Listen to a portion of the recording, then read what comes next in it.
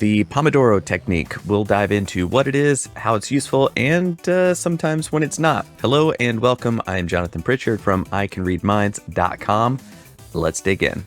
If you've been in the life hacking, productivity, efficiency world for longer than 5 minutes, you've probably seen the Pomodoro technique, and in the insanely small percentage chance that you don't know what it is, here it is. It's a very simple strategy for getting things done, and it's basically focus for 25 minutes, take a 2 to 3 minute break, dive back in for another 25 minutes, and then a 2 to 3 minute break.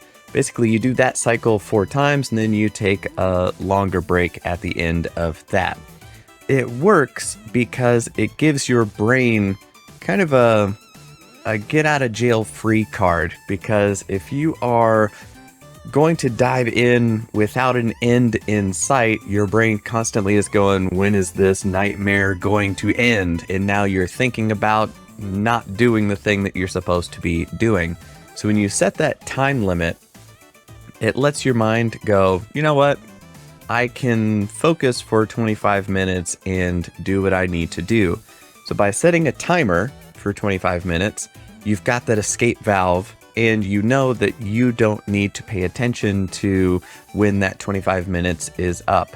So all the reasons that your mind would have to not be focused on the task at hand are taken off the table. You don't need to keep track of when it's going to be up. You don't need to keep track of time, none of that stuff. So turn off your notifications, close out every other program that you've got, turn your phone to vibrate if you ever even have it set to ring.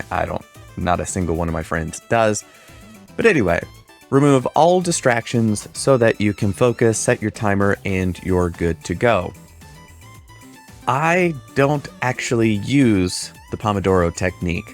I find that it's actually too small. It's really good if you've got a lot of repetitive tasks that you need to get done. If you've got a lot of messages in your inbox that you need to clear out, kind of that day-to-day drudgery stuff, Pomodoro is perfect for that. However, if you are going to be doing a lot of deep work, a lot of design, creative work, stuff that you could get lost in for hours at a time, designing websites, writing scripts, designing shows, the painting, any kind of creative, multi-dimensional problem solving that you might have, to me, Pomodoro actually gets in the way, because just as you're getting into the groove, which takes 20 to 30 minutes to finally get all the pieces in your head just right, and now things are starting to click, the timer goes off, and now the thing that's supposed to get me productive is the thing that's distracting me from creating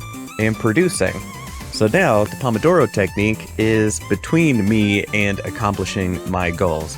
So the fact that most of my work, I can get lost in several hours going by before I realize that the sun has gone down and it's now hours later.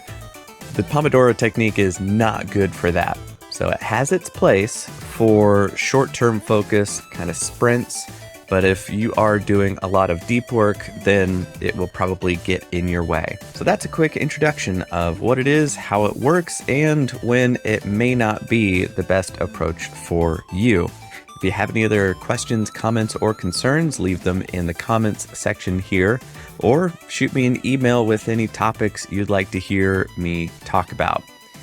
Until then, I'm Jonathan Pritchard from iCanReadMinds.com.